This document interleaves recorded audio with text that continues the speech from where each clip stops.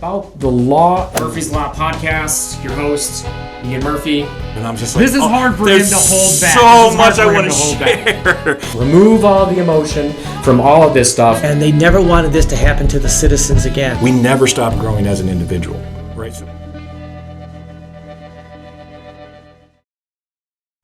All right, thanks for joining us, Murphy's Law Podcast.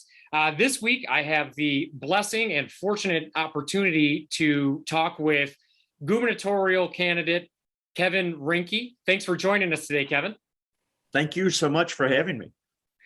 So we've been blessed with the opportunity to have a couple of other candidates on, and we're very glad that we got an opportunity to have you on the show.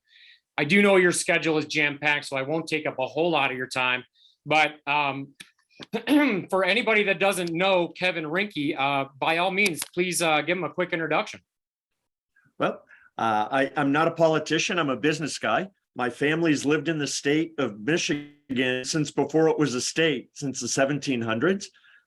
We're a fifth-generation business family. We've employed hundreds of thousands of people in southeastern Michigan and literally had the pleasure of servicing millions of customers in Michigan throughout our family's business career. Personally, I've owned and operated private auto dealerships. I've participated with some business icons in America, Rogers Penske and Bruton Smith, in two publicly traded auto dealership groups, both of which were Fortune 250 companies and employed tens of thousands of people all over America. I've also had a career in healthcare and owned and operated the largest post-acute traumatic brain injury rehabilitative workplace in the state in the Midwest, and had the pleasure of learning about autism and being a vice president of Centria, which is a Michigan-based company and the largest provider of autism services for people in the country, all the while working with Lansing to put forth good policy and regulations for small businesses in automotive and healthcare. So one thing that I am noticing with a few of the candidates, and I think those of you that share this quality have a definite leg up, and that is having a business background. Whether it is a small business or a large business, there's a certain amount of organization and, more importantly, accountability, which is what we talk a lot about on our podcast. So hearing that from you is outstanding, because we feel like, and I say myself and my host, Chris, we're always interested in how is the next governor going to be more transparent and more accountable. And those that have a business background like you're speaking of, I think puts you head and shoulders above the current governor that we have. That's to speak nothing of the combination that you mentioned of small business and healthcare.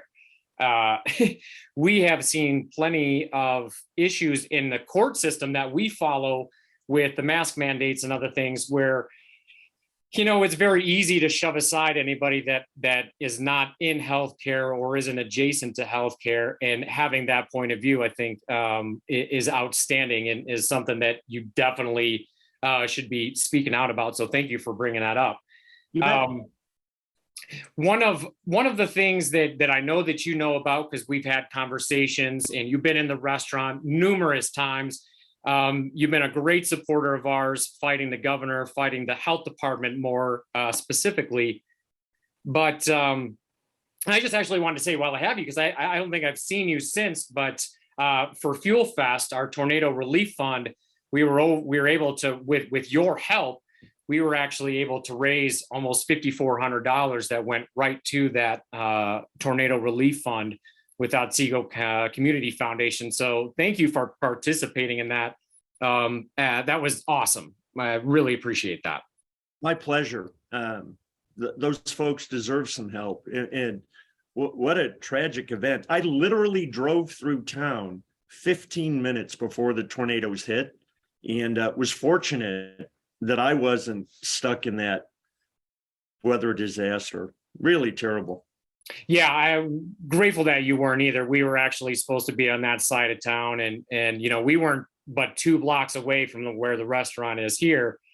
So we were fortunate. We didn't even have any patio furniture slide around. So others not so much. But again, thank you for participating in that.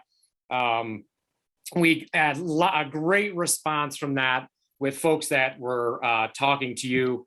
I do know that traveling around, we are seeing more and more Rinke signs everywhere. So your message is resonating and is definitely getting out there. One thing that I have been asking all of the candidates is, where's the next place that folks can come meet and greet Kevin Rinke, governor candidate? Well, we have some events up in Traverse City this weekend. We will be at the Cherry Fest. We'll be at the Republican Breakfast. We have a fundraiser at a farm, and a wonderful group of people that have put together an event. We have an event in Bay Harbor on the 12th. We're going to be in and out of Petoskey, Gaylord, and Grayling throughout our travels. And short of those at the top of my mind, I got to be honest with you, I only have 204 events to do in 36 days. And I go where my team takes me. Yeah. Fair enough. Fair enough. Yeah. I do know that you guys are pretty active on social media. Throw out your website address so everybody knows real quick where to get. We'll probably throw it up on the screen as well too, in post editing after this interview. But just so anybody that's listening to the podcast, go ahead and throw that out there so they know where to find you on the web. Yeah, if you go to Rinke for Michigan, that's where you'll find us.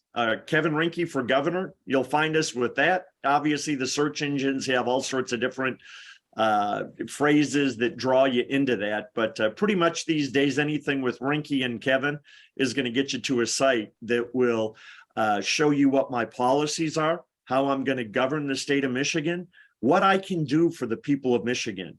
And I'm looking forward to doing that. This is a great state, and we've been sold a bill of goods, and it's not okay.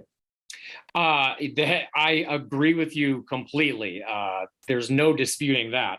The two quick things, and I'll let you go because I know you're busy. One thing is a word of appreciation that you have been spending some time up in northern Michigan, not just in Gaylord and not just at the Iron Pig, or any event that we're putting on.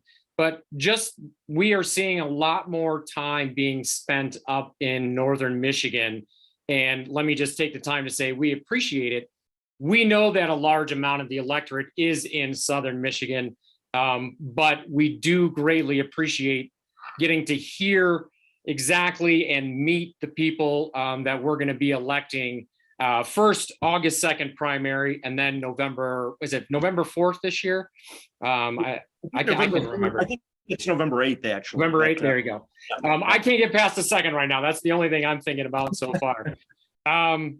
The other thing that I just wanted to briefly mention, or ask you, I should say, that we have been asking the other candidates, what separates Kevin Rinke from any of the other Republican candidates running for governor? Well, I want to put it like this. I respect and appreciate all of the candidates that are running. And I want the people in northern Michigan to understand their choice. And all of the people that are running are the best at what they do. And here's what their choices are. You have the best chiropractor in the state of Michigan, the best real estate salesman in the state of Michigan. You've got the best reverend in the state of Michigan. You've got a radio talk show host that runs a great show. And then you've got a proven business executive who's willing to put in his time and his money to take the skills that he's learned and apply them to Michigan government. And I want to point out that of the top 18 performing states during COVID and post-COVID that are run by governors, 16 of those states are run by first-time elected business people. And I'm the only business person of the five. They all run businesses, but I'm the guy that's been the chief executive, that's employed thousands of people and tens of thousands of people, has created an environment for them to be successful in, and knows how to deliver for the state with a government that has 48,000 employees, 660 departments, and a budget of $78.2 billion, which is out of control. That's why I want to give back the people of Michigan the personal income tax, completely eliminate it, 4.2%, $12 billion back to you, because this businessman knows that the people of Michigan can spend their money better than Lansing. And I'm going to make sure at every opportunity that that money is going to be sent back to counties, communities, and the people.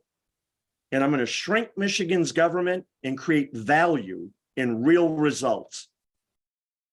That's how I'm different. I want to leave it at that and have you have the last word. As a libertarian, I love hearing small government. So we will leave it at that. Kevin Rinke, thank you so much again for taking the time to join us on our silly little podcast, Murphy's Law. Thank you. I hope to see you soon, and it's greatly appreciated. You know what? I'm always welcome and appreciative of you giving me an opportunity, and let's rock and roll. You got it. We'll see you soon. Thanks, Kevin. Go on, buddy. Take care.